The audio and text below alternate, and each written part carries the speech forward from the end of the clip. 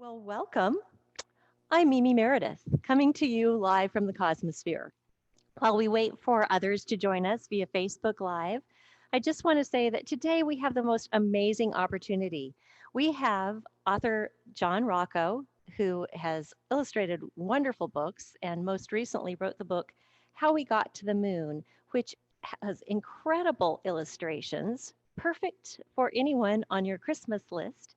He's joined by authors Jonathan Ward and Andrew Chaikin today, and they too are amazing authors. You can learn more about all of them and purchase their books for Christmas giving online or in person at our Cosmosphere gift store.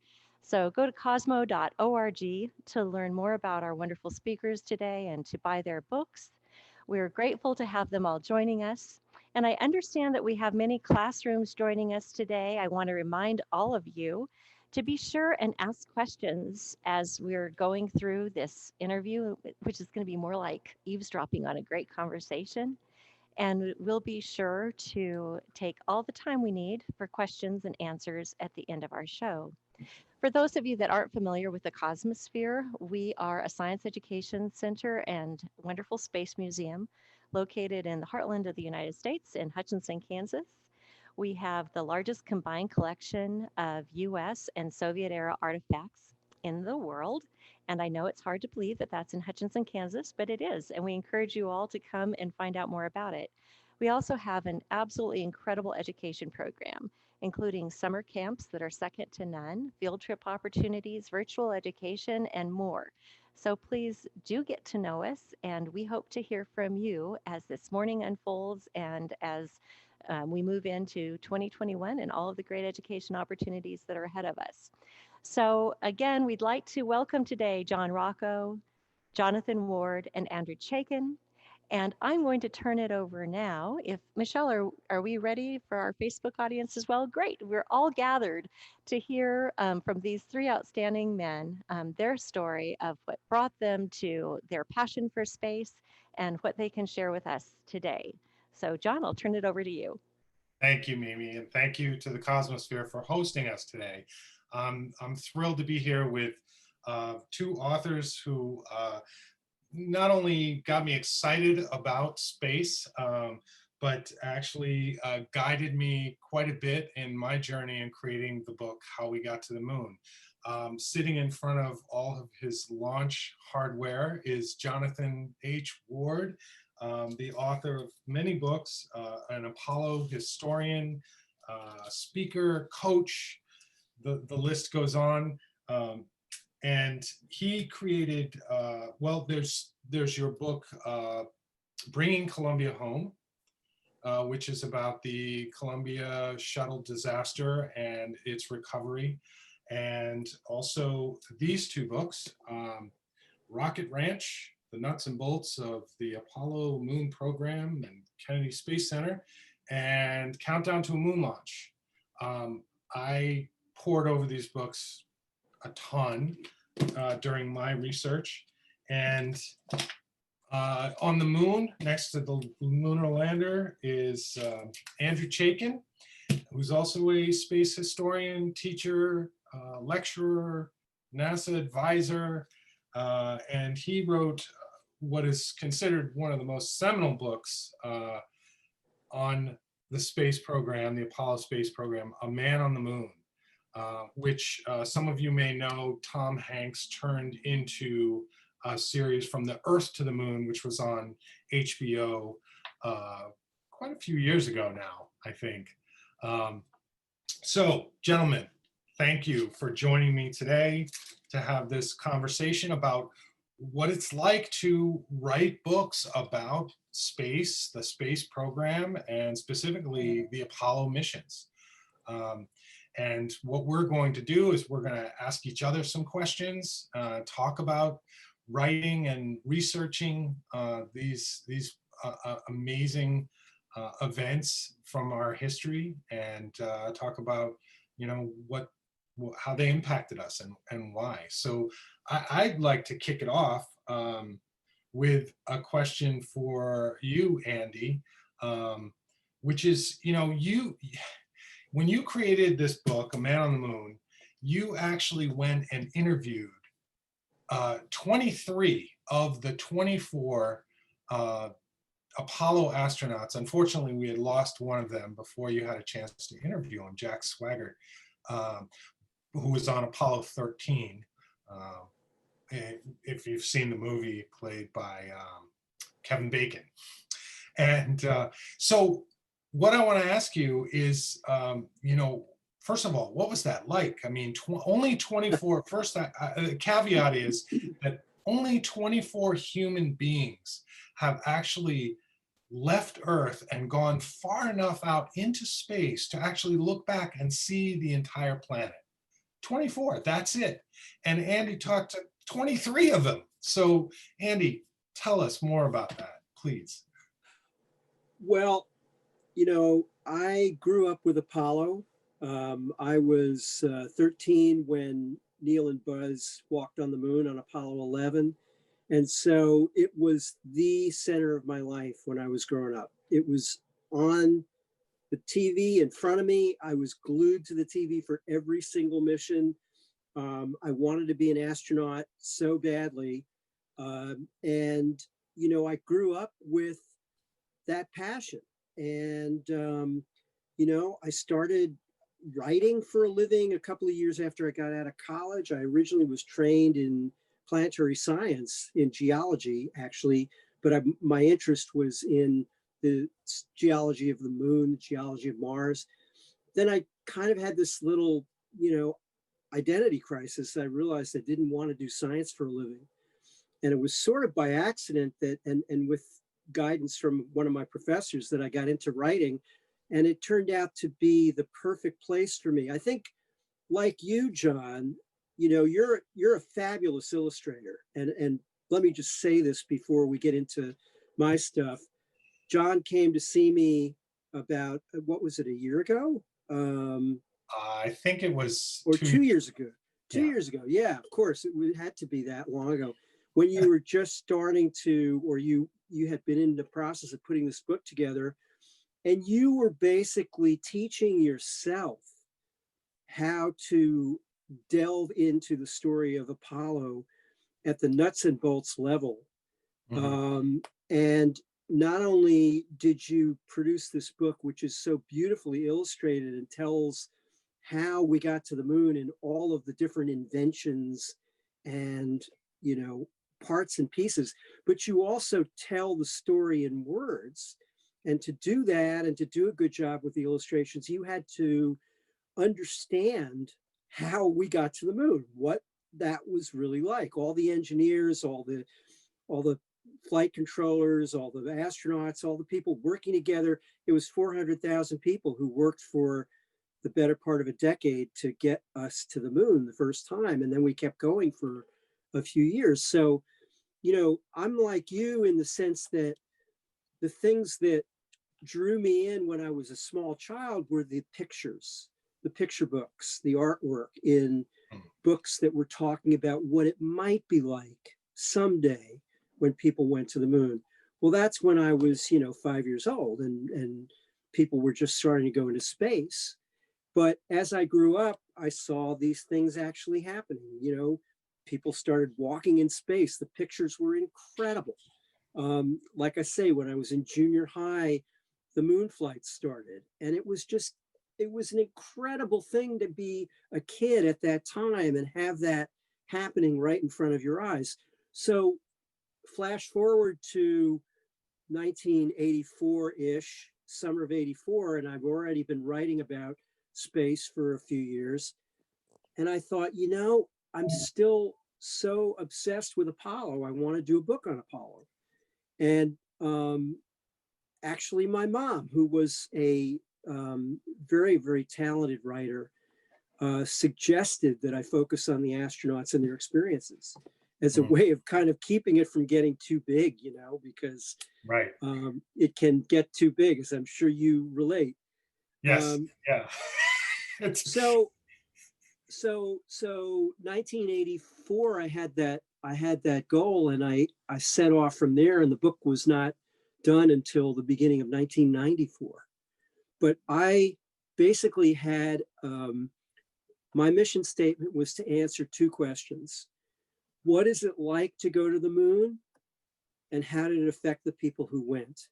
Because the other piece of this, And you did that incredibly. Wow. I mean, I think every space fan, geek, who's into the Apollo missions always points to your book as the touchstone for that.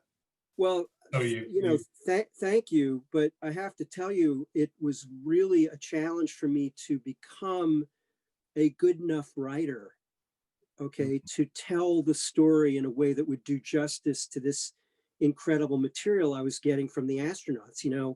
I had to convince the astronauts to talk to me. Some were easy, some were not so easy. That's one of the reasons why it took so long to write the book. But I also was learning to be a storyteller. And to anybody who's watching out there, if you have that passion to write or to tell a story, that's a great thing in any field. You can move people's hearts and minds by what you can put down on the paper.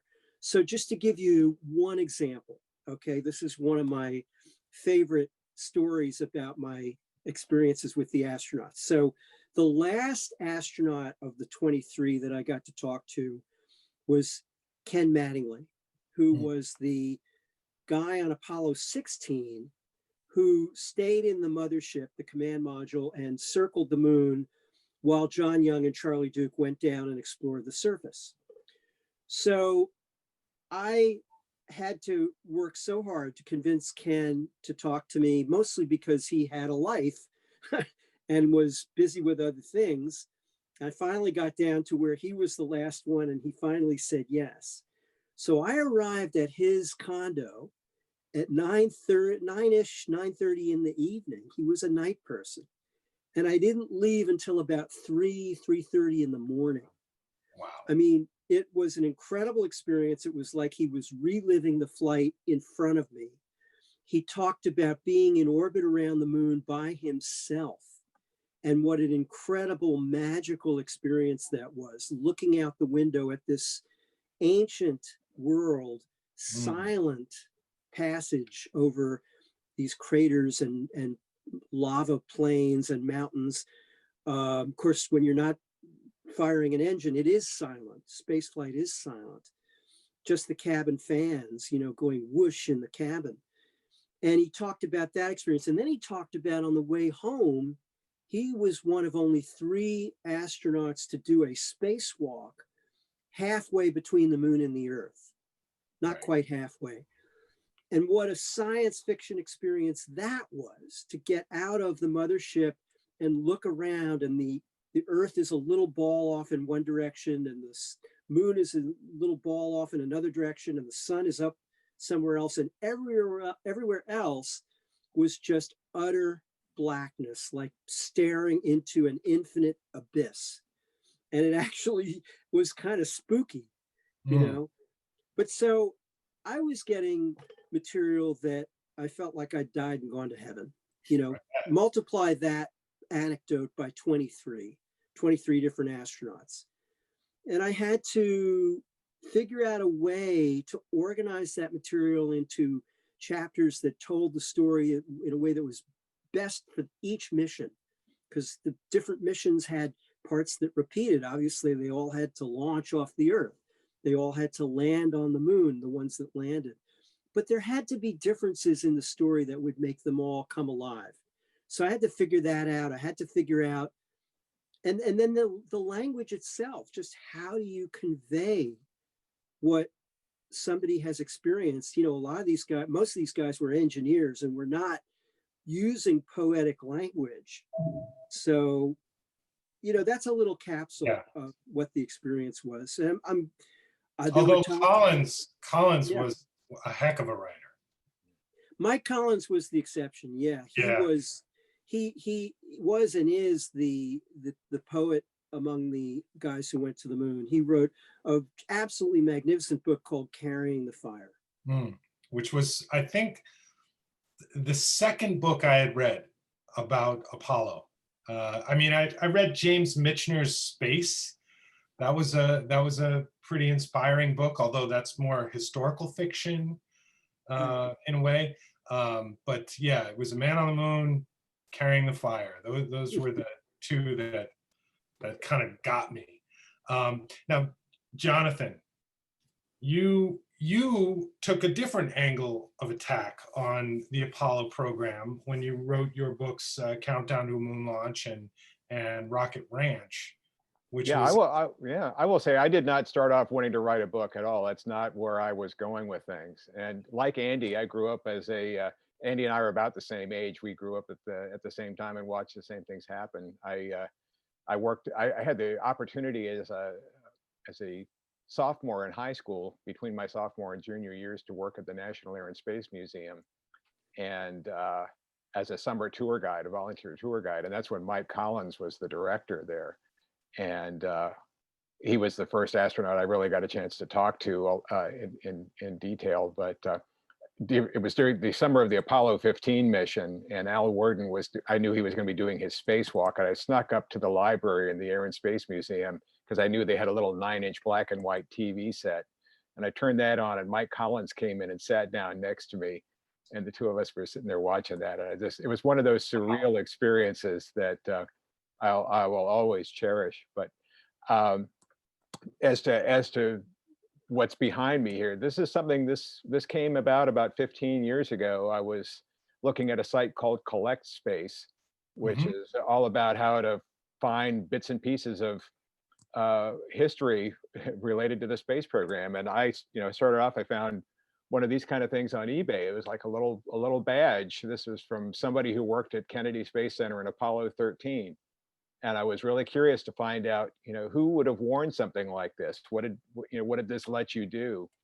And then I found out that there were bits and pieces of actual space hardware that were out there. And I found one of these on a auction website, and started trying to research, how did these things actually work? I'd always seen all these engineers sitting in the firing room at Kennedy Space Center. There's 450 guys sitting at consoles with the lights flashing, and it looked like the coolest job in the world. I knew I could never be an astronaut. One woman, Joanne Morgan, that's right. But it was like, what do these things do? And so I started just trying to figure out even how to put the lights on some of them like this. They were all hooked to a massive computer somewhere. And one of the engineers who worked there saw something that I put up on a website, and he said, "Hey, you want to talk about this sometime?" And started talking to him. And after about a year, I realized, we'd heard a lot about the astronauts, and we'd heard a lot about mission control in Houston, but almost nothing about what went on behind the scenes at Kennedy. Yeah. And there were 24,000 people working there during the Apollo era. And so, I asked this one guy, I said, would you think people would want to talk to somebody about what it was like to work at Kennedy Space Center? And he hooked me up with one guy. And by the time, you ask a few questions, they realize you're not just somebody who's trying to pump them for information and buy their memorabilia from them, that you really are seriously interested. And it turned into, over the course of a year, interviewing more than 100 people that worked at every possible imaginable job at Kennedy Space Center. And it was just, to me, that not only figuring out the context of trying to put these pictures together, because we'd always seen these pictures of the rockets being stacked in the vehicle assembly building, but what was going on then, what was happening. And so I tried to make sense of how to put those pictures in order and tell the story both of the facilities and then what it was like to work there. And for me, the chance to talk to these engineers and find out what it was like to work 20 hours a day for 18 months straight, it was just incredible. Yeah. And then just and the funny things that came out of it, I was remembering this morning, I was interviewing one engineer named Bill Heinck, who was a liquid oxygen engineer, and I was asking him about the firing room, and I said, by the way, I'm just curious, I found this movie of some area of the firing room I can't identify, and I played it for him on my computer. He said, "That's me," and it was like he didn't even realize that he'd been filmed at his console during the Apollo 8 countdown, and so it was just kind of cool to be able to connect people and Right. events like that. Sure. Yeah. So someone did ask if you have written any books for kids, and I want to point out this book by Andrew Chaikin and Alan Bean called Mission Control. This is Apollo. And it is a beautiful, almost summation in a way of your A Man on the Moon book for younger readers. And it goes through every mission of the Apollo program, as Illustrated well as with having, illustrated with paintings by Alan Bean, who walked on the moon on Apollo 12. I mean, after he left NASA, he became an artist. And by the way, he was the first astronaut I met when I was 12 years old. And he was so nice to me. He invited me back to his room and gave me the chart of the command module instrument panel that he had been using to train with for Apollo 12. And he had signed it for me. wow. It was just that, Wow. and that's when I was 12, you know. So to come full circle and then interview him for my book and then get to be a friend, and he really was a friend and mentor to me. I miss him every day. Yeah. So that book that you just showed is very special to me. Mm-hmm. As to me. There's a picture of us when I was 12 years old, taken by my father, in the back of that book. Yep, that's it. That's me with Al Bean. April of 1969. He had just You're showing him your drawing of the Saturn V, right? It's a drawing of the Apollo spacecraft that I had him sign, and Jim Irwin was with him as his backup. And I met Jim and Alan and 5 other astronauts that day, just in the parking lot of the motel where we happened to be staying. It was where they all stayed.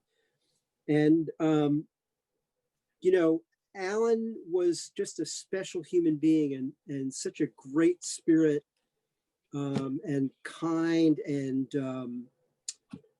turned into a great artist. So, you know, nobody could have predicted that Right. when we went to the moon. No, I mean, his story is incredible. And a John, follow-up to that yeah. question, someone asked, you know, have you written any books for kids? I've actually written many books for kids, many picture books. I think How We Got to the Moon is actually my 26th book. Wow. But I've done books like this one, Blackout, and I don't have the English version, but this is a book called Blizzard, and many, many, many others, picture books that I've both written and illustrated. Go on John's website, which is RoccoArt.com. So my last name plus the word art.com. And you will see, as I did when John first called me, I thought to myself, who is this guy that wants to do this story of how we got to the moon in words and pictures? So I went and looked at his site, and I was just blown away by his work. I mean, go check it out. Thank you. Well, it was an incredible journey, and I'm sort of still on that journey in a lot of ways, because I'm researching and doing work with another author of a book about the space program. So it continues. It gets its hooks in you, doesn't it? I mean, there's so many, as you were both saying. I mean, 400,000 people spread out all over the country in 20,000 different companies, creating parts and pieces and spacesuits and spaceships and radios and, you know, all the different things that they needed, everything from the cameras that they brought with them to the shovel to the, you know, people made that stuff. And the thing that's amazing is all of those pieces and parts and stuff had to come together in Florida at Kennedy Space Center and be put together and all fit. Every socket, every wire had to fit into another, and it all had to work. And they did this at a time when there was not, you know, email and cell phones, and not, I don't even think they had fax machines back then. Yeah. So in the level of communication and organization that it must have taken to get that done. I mean, I look at some companies today who have 8 people in a room and they can't figure out how to get something done. Can you imagine having all those people, you know? And so for me, Apollo became this blueprint of like how we can come together, you know, all over the country or all over the world and solve a problem. And that's what going to the moon was. It was, you know, how can we get there, land a man, get him back into a spaceship, and bring them all the way back to Earth. And what they realized, and you guys tell me if you agree with this, but what they realized was it wasn't one problem. It was just an infinite, almost infinite string of problems. And they realized if they could solve each one, they could put them all together and sort of build this, you know, ladder to the moon and back. You know, John, one of the things that strikes me when you look at your book and you think about, you know, you've got these illustrations of people working at their job, and so there are 400,000 people who are focused on, each one of them is doing their part, and somehow it's an interesting way to think about all these 400,000 parts that have to come together for that ultimate mission. And you know, on July 16th, they're all sitting there watching the TV, you know, and knowing that I did the best I could do for my part of this thing. And if anything goes wrong, it's not going to be my fault. It's going to be somebody else that didn't do their job. But I did absolutely the best job I could do. Right. Yes. Yeah, Everyone praying that the stitches that they stitched and the computer software that they wove would all be perfect. Yeah.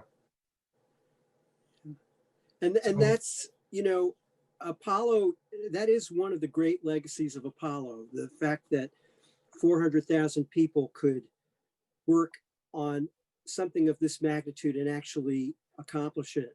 And, you know, for a while, NASA was trying to grapple with the question that they always got of, you know, well, how can we take this experience and translate it into other areas? And that's very hard to do, you know. Engineering follows the laws of physics, but human beings are not as predictable. And so when you try and take something like going to the moon and say, well, why can't we, you know, solve the problems of the cities and the environment and things that we still grapple with today, it doesn't necessarily translate. And what I've been doing in my most recent incarnation is I've been researching, writing, and teaching for NASA about success and failure in space projects. And one of the things that made Apollo successful was that the goal was so clear and so compelling, and it came from the top. You know, Kennedy got up in '61 when we had one suborbital space flight, not even put a human in orbit yet. The Russians had, but we had been behind. And he said, we're going to put humans on the moon by the end of the 60s.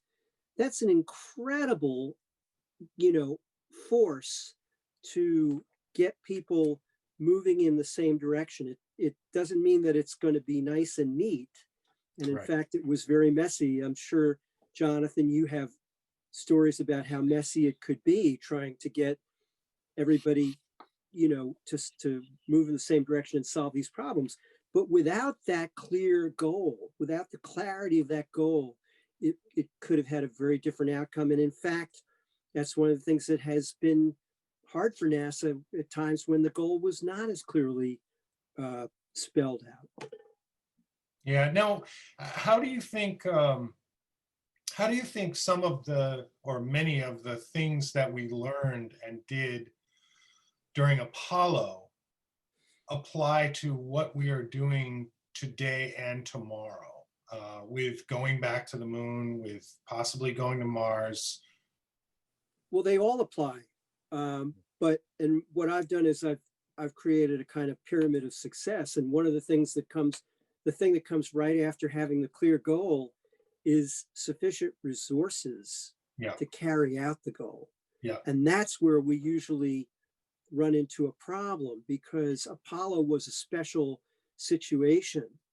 we needed to beat the Russians to the moon because we were in the middle of the Cold War, and going to the moon was like a battle in the Cold War, but without firing a shot.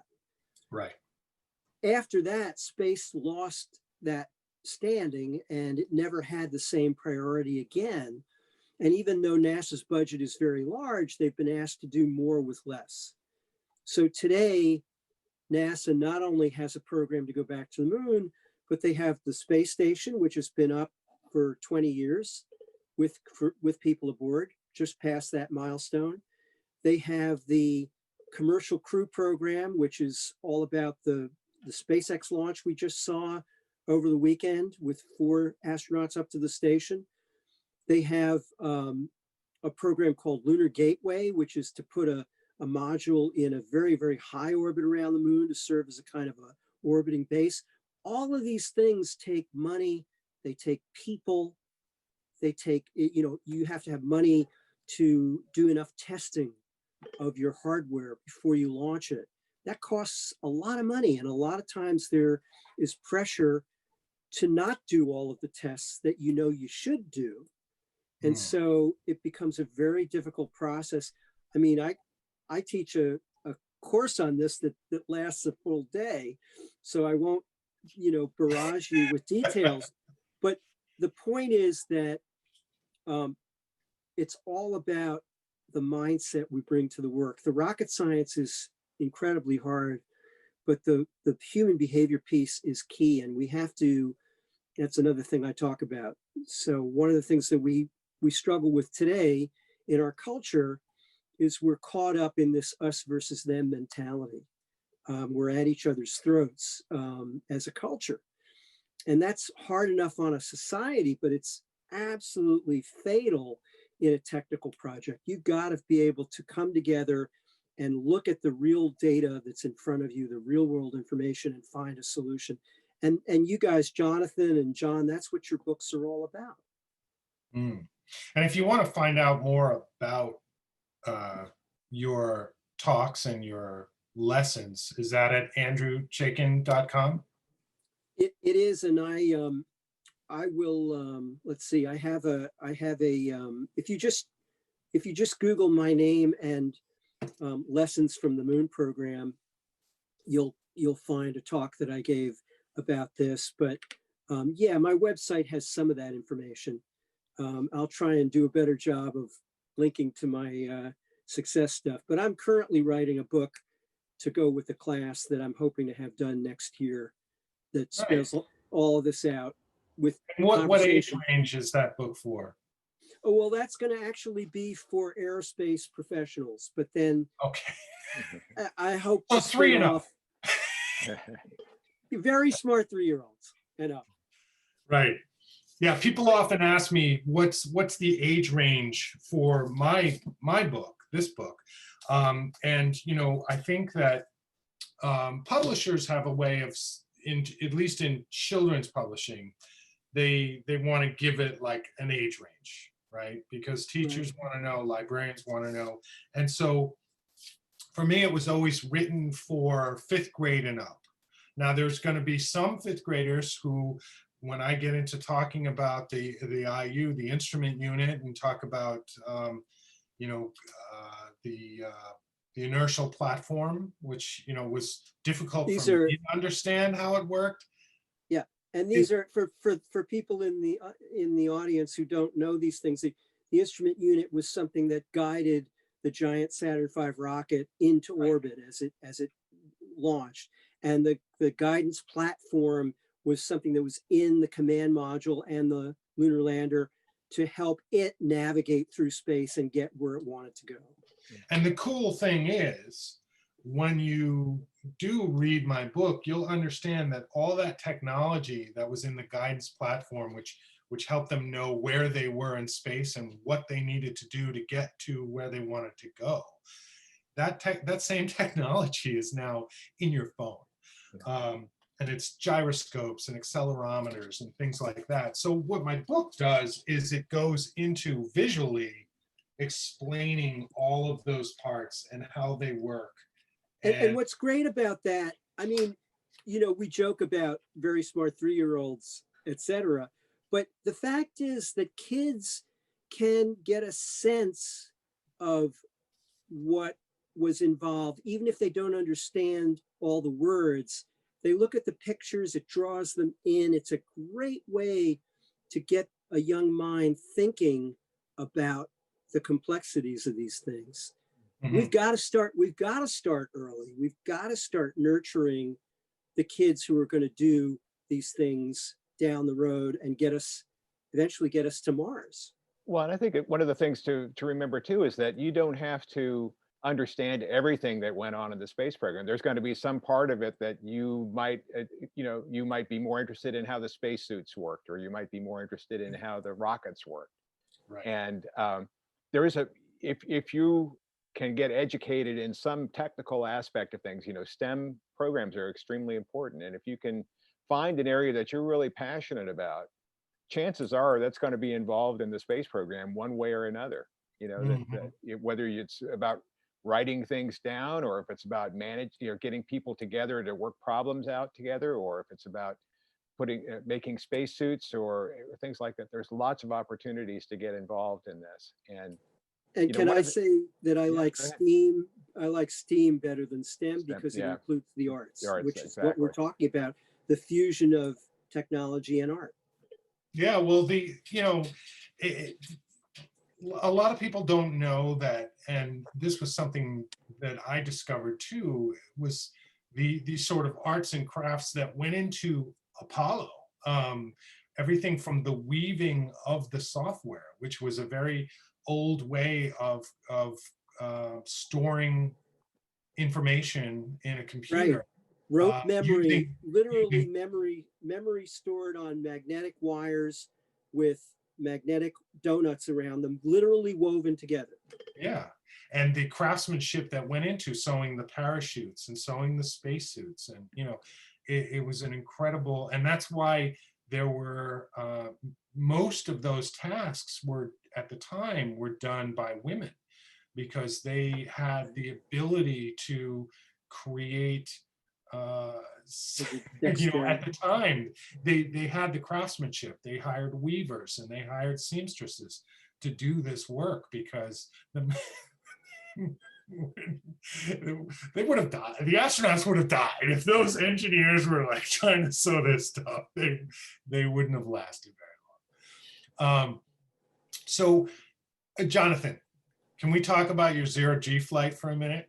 Sure, absolutely. And what led to that? And so for those watching, back in the Apollo days, they had to figure out, how can we practice being in quote unquote zero gravity?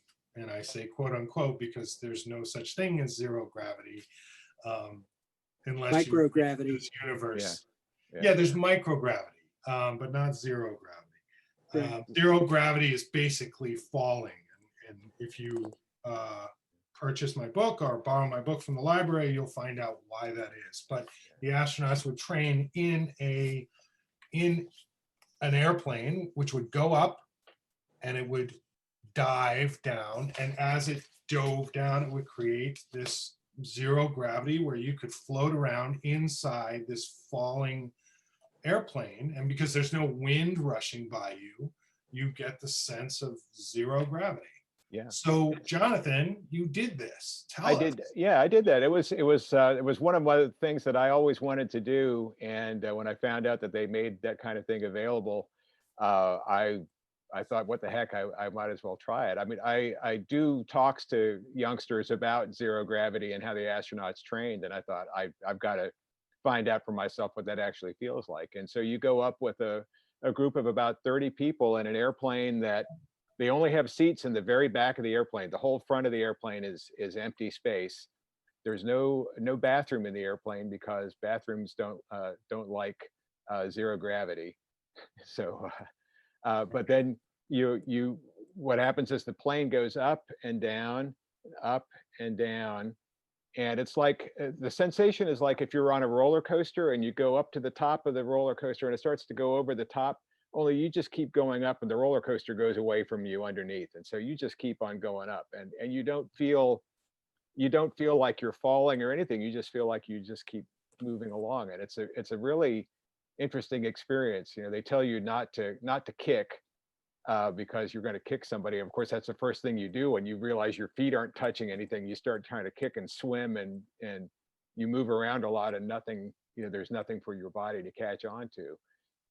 You have to push Yeah. off against something. Yeah, Yeah. exactly. So- So you have about 15 seconds where you're floating, and then the plane gets to the bottom and starts going back up again, and then you hit like twice the feeling of gravity, and you have to lie down on the floor while it feels like somebody's lying on top of you, and then suddenly suddenly, you know, they call, okay, coming out, and you go over the top again, and you do that about 20 or 30 times.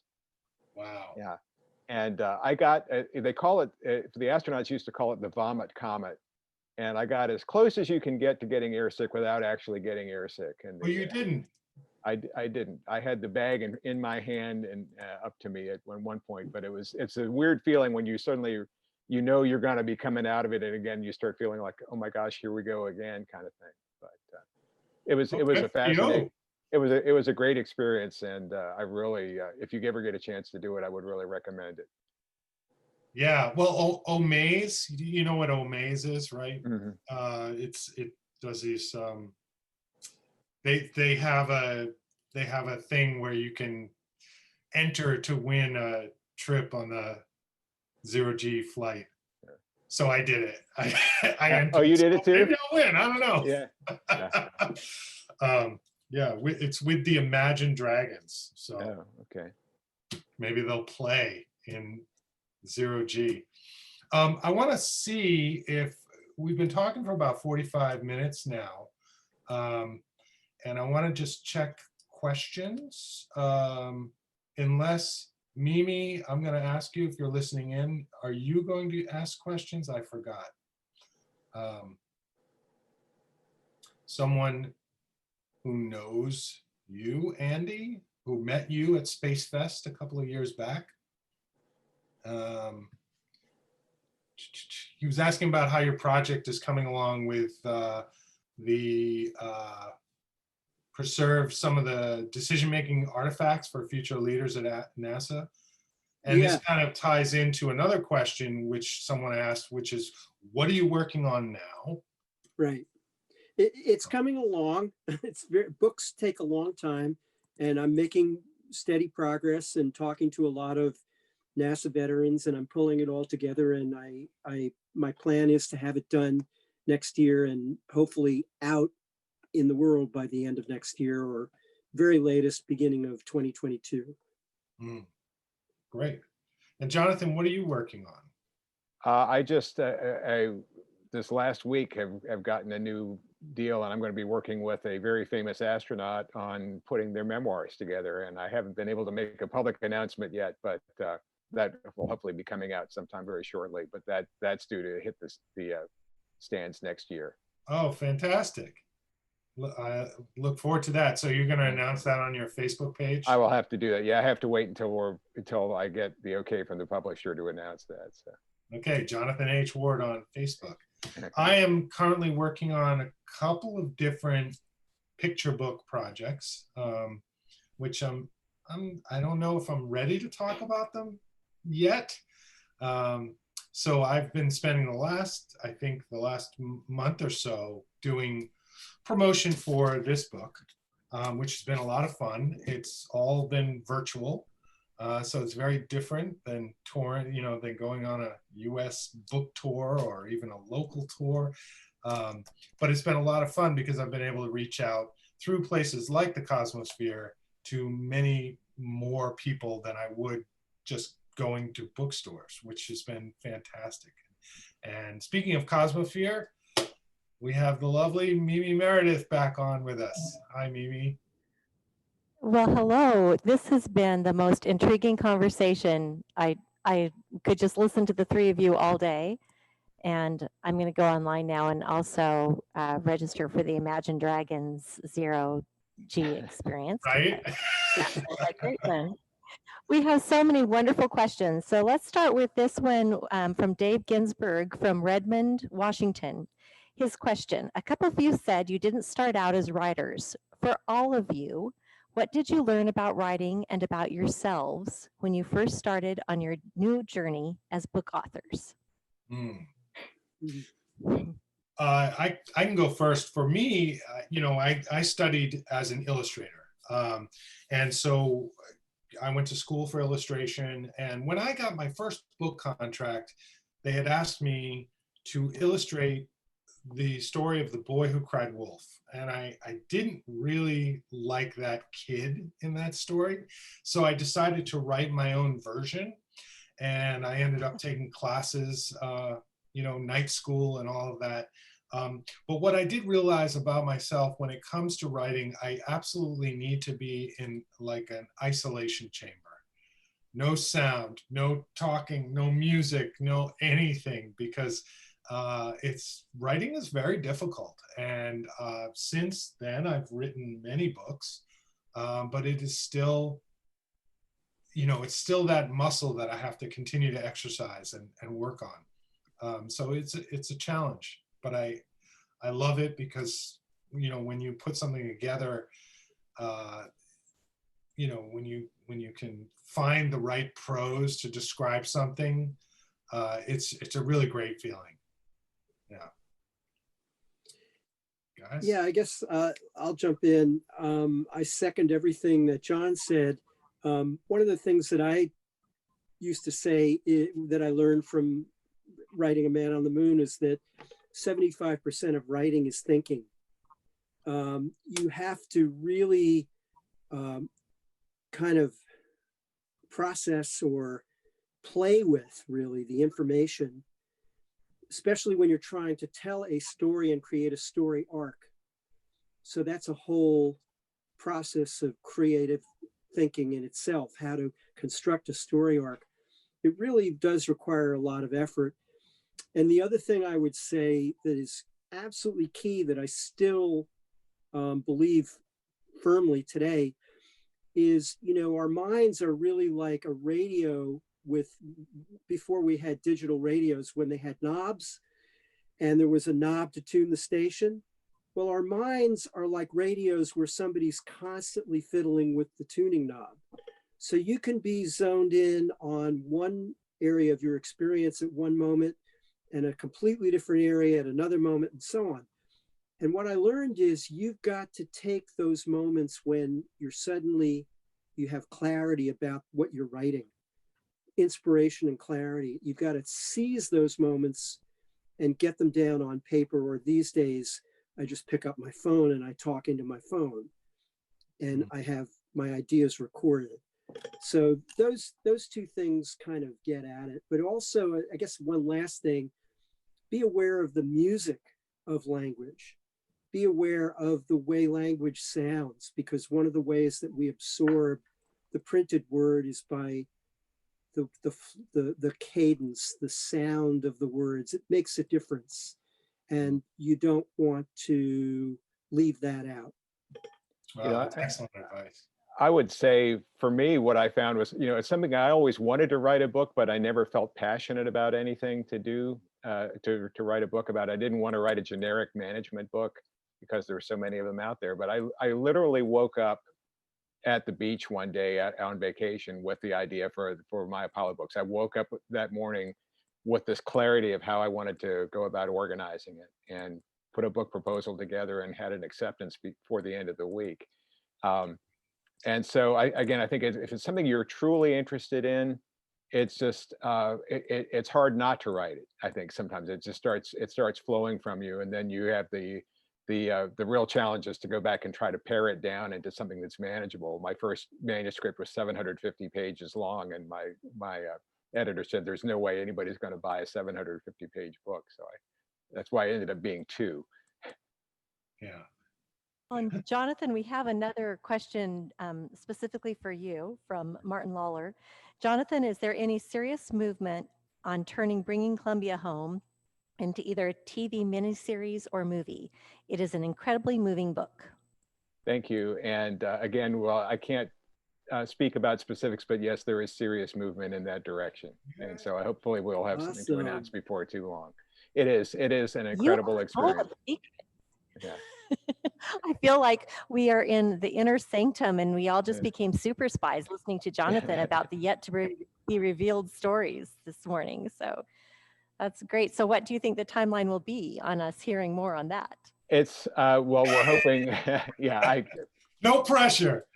Yeah, really. I thought a year ago we were going to have the answer to that question, but then COVID hit, and so you know, things. It's been a tough year for everybody, of course, but Hollywood is still trying to find find the way to go. So hopefully, Mike Leinbach and I are both saying we hope we see it before we die. So that's what we're working towards right now. Right. I thought Oh, publishing was slow, but Hollywood can be Yeah. even slower. right. Well, and Andrew, here's a question specifically for you. For Andrew Chaikin from James Frangioni, perhaps. I'm so sorry what I may have just done to your last name, James. I had the pleasure of meeting you at Space Fest a couple of years back. At the time, you were working on a management history of Apollo in order to preserve some of the decision-making artifacts for future leaders at NASA. How is that project coming along? And outside of NASA, do you see a management book hitting the shelves for the masses?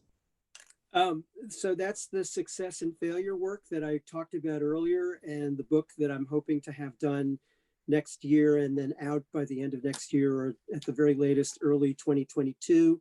And it uses Apollo as a model for how you do a successful program. But then it also looks at the two shuttle accidents, Challenger and Columbia, as examples of where our mindset, the human behavior piece, can lead us away from success. The book that I'm currently writing is for aerospace professionals, but I'm doing that with my wife, Victoria Cole, and we plan to do a book for the general public on taking this material and extending it into the general sphere of human activity. So yeah, that is in the longer range plan. That is fascinating. That's something we're working on at the Cosmosphere as well, the leadership lessons from mission control. I think there are so many things that happen in the process that we can all learn from. So I encourage all of you to tune into those opportunities. Here's a challenge from James. He said, I offer a challenge, especially for content relatable to kids. One area of Apollo that, in my humble opinion, could use your expert treatment. The story of Apollo's children. What was it like to grow up with your dad being an Apollo astronaut? I also think the story of the wives could be a more balanced treatment than other books that have been published. So there's a challenge to all three of you from one of our viewers today. And then another question from Steve Arthur on Facebook. Do you feel that Apollo was an incomplete mission because it was cut short and the science was so brief? And the follow-up question to that is, will Artemis make up for these shortfalls? Well, I will speak briefly to that, but then I'm going to defer to Andy on one of those questions. I mean, the original, as Andy was saying earlier, you know, with Apollo, we had a goal. We had a goal, we had the funding, and we had a deadline. And the goal was touch the surface of the moon, put a footprint on it. The science part of Apollo kind of came later and was sort of an added bonus, but it was not the goal. It was, you know, Kennedy put a stake in the ground and said, here's the new finish line, land on the moon. When we were in this space race, originally, you know, we talked about space stations and we talked about just getting up into space itself. But as we were falling behind in those missions, you know, in that the finish line was moved to the moon. And so once Neil pressed his foot into the ground and came back, that was it. We reached that goal. The science part of it, and I'm going to let Andy take over from here to talk more about what your feelings are with what got accomplished and what didn't. Yeah, so that you're exactly right. And the science was, it was possible to go back to the moon as many times as we did because we had the sufficient resources piece to not only carry out Kennedy's mandate, but to go beyond it. So we had, you know, six more landing attempts, 5 of which were successful. Had to do simple arithmetic in my head there. I was told there would be no math. But those missions did incredible things. They brought us deeper back into cosmic history to the point where we were picking up rocks that dated back almost to the birth of the moon itself, 4.5 billion years ago, much older than rocks that we can pick up on Earth, and let us look back to the very earliest chapter of solar system history. Having said that, we've literally barely scratched the surface of what there is to learn from the moon. And that's why Artemis is so exciting, because to have teams of astronauts on the moon for much longer periods, you know, the longest Apollo landing was only 3 days on the surface. That's going to be incredible. We're going to be learning things that apply not only to the moon, but the earliest history of the Earth before life got started, and maybe shedding light on how life got started on Earth, and on and on and on and on. So I think it's going to be incredible when that happens. You know, one of the things that strikes me is, Andy, when your book came out, it was the 25th anniversary of Apollo 11, and we had basically forgotten about the moon at that point. There was nothing going on. We had no missions, no robotic missions on the drawing board anywhere, and we had pretty much abandoned the moon. And now we've got it. We've got Lunar Reconnaissance Orbiter. We've had all these missions in the last few years robotically, and now we're looking to put humans back again. So it's a very exciting time for us to be alive and to be thinking about exploration of the moon again. Absolutely. This is one more for John and Andy. What is your background in the visual arts, and how did you get started? My background in visual arts came about, I was 19 years old and I was studying engineering at the University of Rhode Island, and I was living off campus with an illustrator. And I remember it being a very cold winter, and he never left the house, and he drank coffee, listened to records, and once in a while he'd walk down to the mailbox and get a check. And I thought, that is the career for me. and so he taught me, you know, how to illustrate, and I had some natural talent. He helped me figure out how to apply it, and I went to Rhode Island School of Design and School of Visual Arts in New York City, and I've been working as an illustrator or an art director or a creative director for the last 30 years. Yeah. And I don't have a background in visual arts. I just do it on the side. But you make music. I want John to teach me. I want John to give me some lessons. I will do that for you, Andy. I owe you at least. Maybe that'll be our next. Yeah, that'll be our next class. That'll be our next group discussion. You can teach all of us. Well, do you each want to take just a second to conclude with any closing remarks that you might have to offer? Well, I'll let you guys go first. Go ahead, Jonathan. Anything? I just want to say, you know, what a great journey it's been to be able to be part of this. You know, for the question about why don't you guys write a book about, you know, the astronauts, why is your astronauts kids? There's so many aspects of Apollo that have not been covered yet. And there are so many people out there who would be interested and curious about it. And so I would encourage all of you to think about how could you go about telling the story of one of the best documented things in U.S. history, world history, but there are so many stories that have never been told. Mm. Yeah, I completely second everything that Jonathan said. And I have to say that, you know, here I am at age 64, and I am still learning about Apollo. I'm still finding out things that I never knew. I'm still working to understand what it is that really happened all those years ago and how it happened. So it's one of the great episodes in human history, and I'm so glad that at what Jonathan has done and what John has done, and so many other people out there digging into it and telling stories that we need to hear, that just help us celebrate and benefit from that experience. Yeah, I think for myself, thank you, Andy. That hit home for me, because there are so many stories. But the thing for me was like, I was thinking, well, what are we going to look back on 500 years from now? What event, what thing are we going to look back on and go, wow, that was a pivotal moment, and it was when we, stepped off our planet and went somewhere else as human beings.